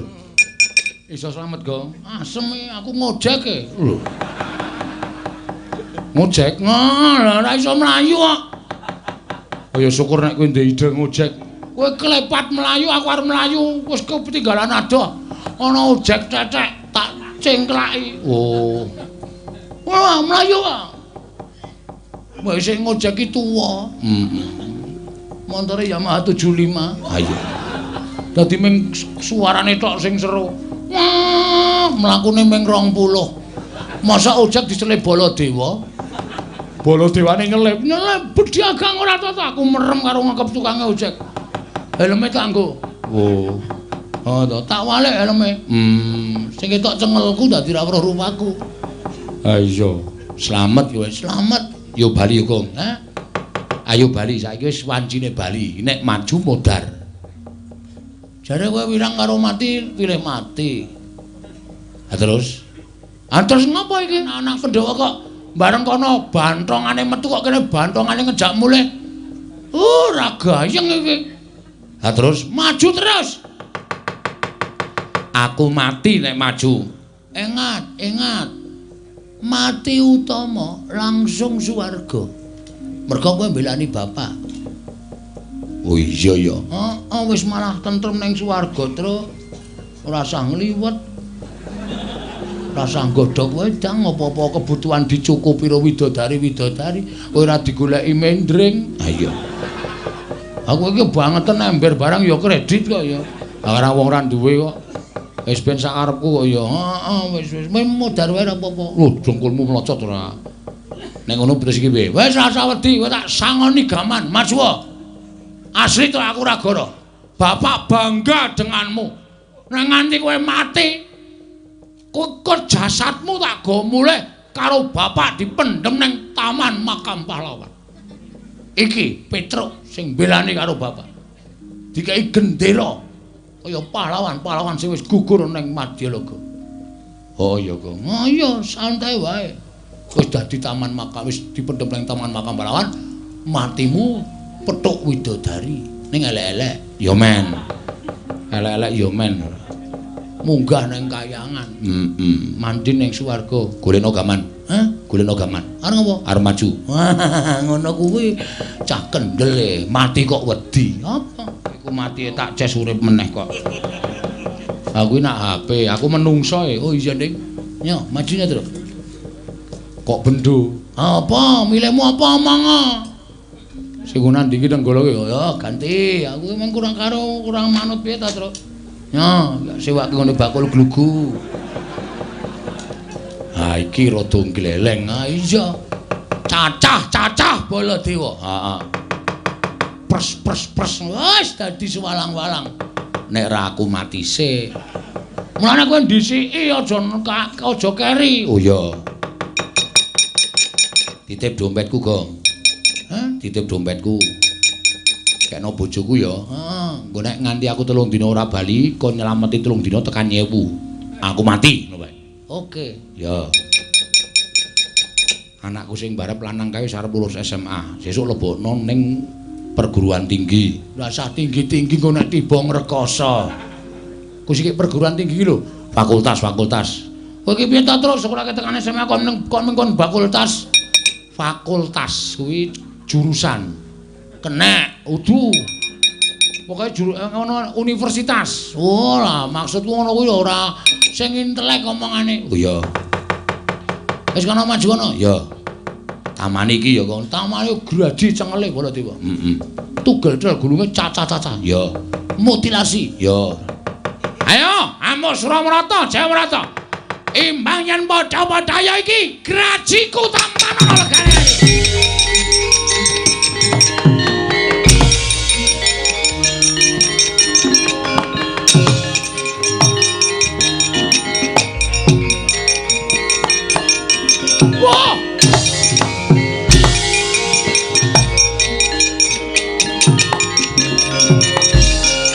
Harus main jajaran iblis larat menungso ora tataran. Walah dalah. Iki Petruk nggawa graji ki oh iki. Ae sak entuke pokoke. Mungsuhe nenggala kok iki pamunaing satu sekti. Tamake Gunung Jugruk Sekorasat. Iki tau tate kramas getih Nalendra. Iki tau nggo nyolong wit kambil ping 3 ora konangan. Walah setan apa? Mati dening aku. Cepet jajamu wae. Ayo, amuk.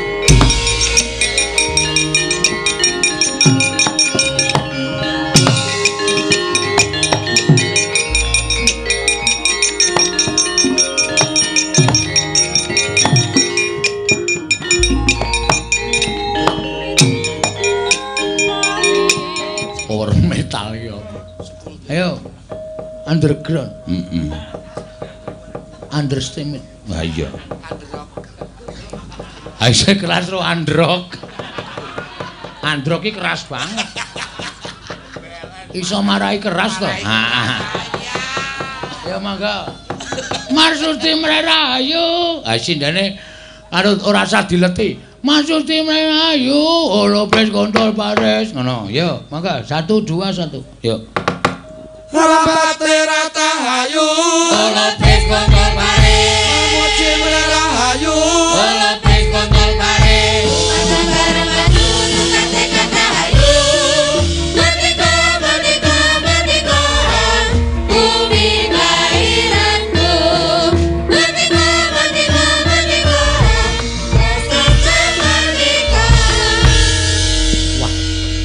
Iki mau lagu 45 mula perjuangane bangsane awake dhewe aja nganti dilalekke. Direwangi tata bondo, tata nyawa, tata brana picis mung kepengin iso ngadeg di atas kaki kita sendiri. Jangan dibantu oleh orang lain dan bangsa lain. Nah iya. Nganti direwangi do tembak-tembakan perang adep-adepan. Mula jenenge kentreng. Wow. Mergo biyen dienggo tempat perang antaraning pejuang karo Londo. Weh. Do perang ora nganggo bedil, nganggo pedang. Saka kaduan suarane kentreng. Terus jenenge Desa Kentreng. Weh. Critane ngono kuwi to, Iki mau selama kowe do nyanyi aku ngarang lho iki. Ayo golek-golek ora apa-apa, wis cekekel. Terus Dulala kok kalah perang pedang ki Londone nggawa bedil, perjuangan ditembaki duel. Melayu ngalor kabeh. Nang kono nyabrang kali kok akeh bawange. Ha iya. Terus jenenge Kali Bawang. Ha iya. Sekolah ditembaki duel melayu ngidul terus ana reng. Heeh. Petruk ra ana. Ha kleru kok. Melayu ngidul nang kono ketemu perjurit saka Batak. Oh. Nainggolan. Suruh jane jaman jenenge Desa Nanggulan. Oh iya ya. Wah kowe kaya iso nyeritake pancen ya kuwi sejarahe ora tenan. Kuwi terus tembake ngidul meneh. Duer. Ana bedhil sing ora muni. Oh. Karo wong Jawa jenenge pusaka jenenge Sentuluk. Kuwi jenenge Desa Sentuluk Kulon Progo. Ana kono kok ana Sentuluk Ngetan ki ana wong wedok lemu banget. Galake ra jamak-jamak kaya macan gembong. Wah. Jenenge Desa Gembongan. Oh iya. Ayo sejarahe dhewe-dhewe kaya tembaki meneh karo londo. Duer. Melayu Ngetan meneh. Nang kono nang prapatan kuwi ketemu karo wong wedok. Wah. Wong wedok kuwi diampirke pejuang kuwi. Nganu ndrek teng omah kula mawon. Ning wedok iki melayu, asih pejuange ndelok Sidorayu dadi sedayu. Oh. Wela kok. Kok iso apik tenan kok iso cok. Kandhane ngayal kok kowe. Tembake nek londo-londo Ngetan meneh. Weh, heeh to. Oh iki sejarahe ana ya kok ngono sejarahe iso Ngetan meneh. Terus nang kono kuwi oke Gamping jenenge Gamping. Ngetan meneh. Kok cepet banget ora ana peristiwane kok. Ayo. Ngetan meneh. Heeh, tekan Ngetan meneh, ngetan terus ya to.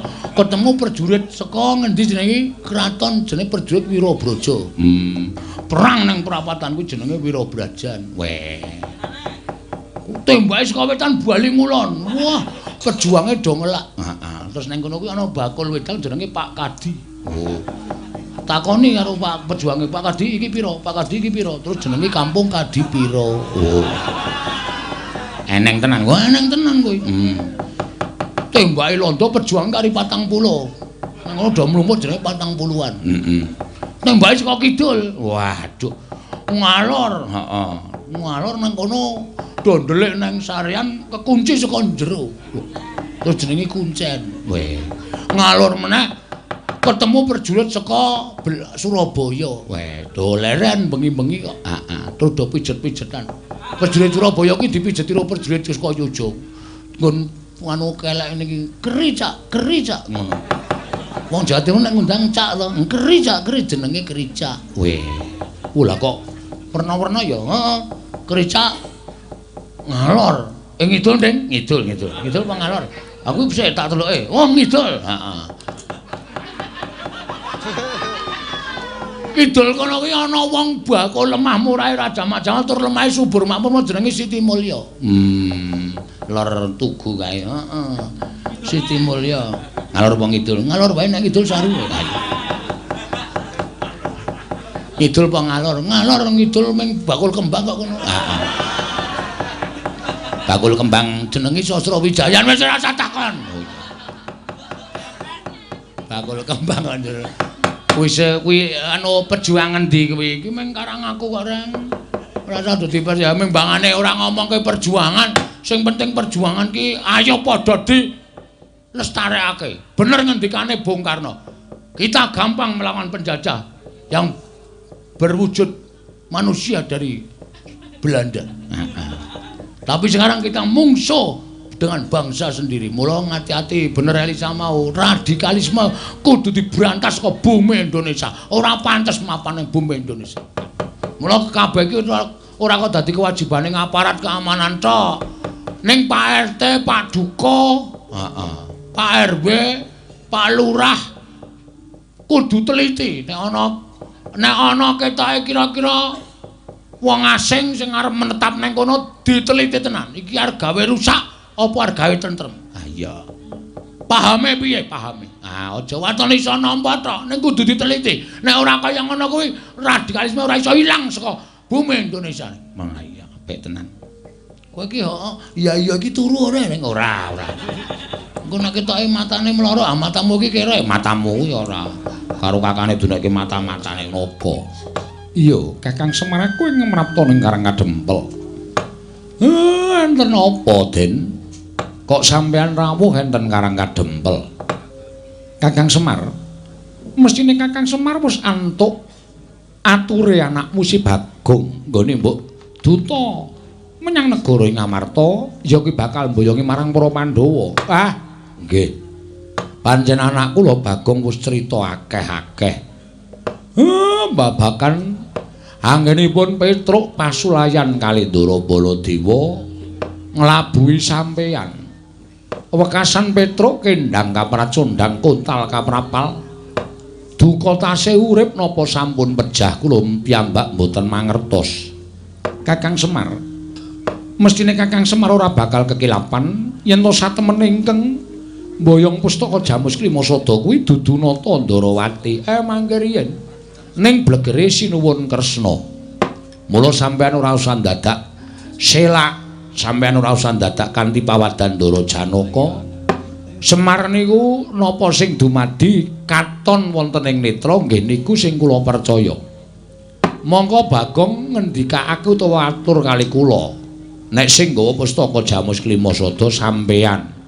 Mula sampeyan ajeng selak kaya ngapa niki dadi pedamelan sampeyan balekake pustaka Jamus Klimasada kalih goleki teng pundi dununge anak kula Petruk. Nek Petruk tesih urip, syukur mangayu bagya. Ning nek Petruk pun pejah, kula njaluk kuwandhane mang bekta teng Karang Kadempel. Ajeng kula rukti sak tataning panembahing Petruk, Ndara Kresna. Miat langening kalangkiwan klar andan moncar.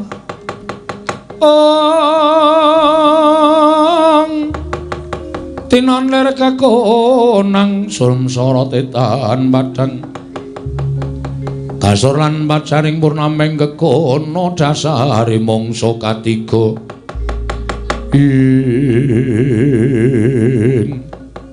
jagat waisane Bathara Wayapura jagat ya Kakang Semar ana tanpa guna jer kuwi kewajibaning nata Ndarawati yen pancen iki kabeh mbok pasrahke marang Kresna.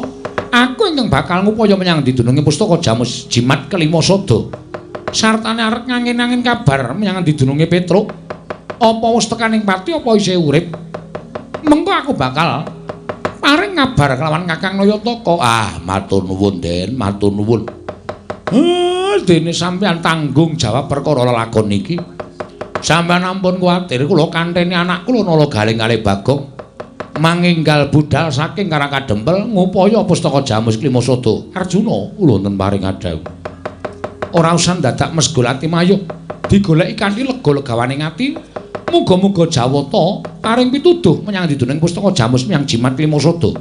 Monggo Kakang Prabu kula dherekaken Kakang Semar aku nyuwun pamit. Nggih, mugi-mugi lebda ing karya nggih Ndara.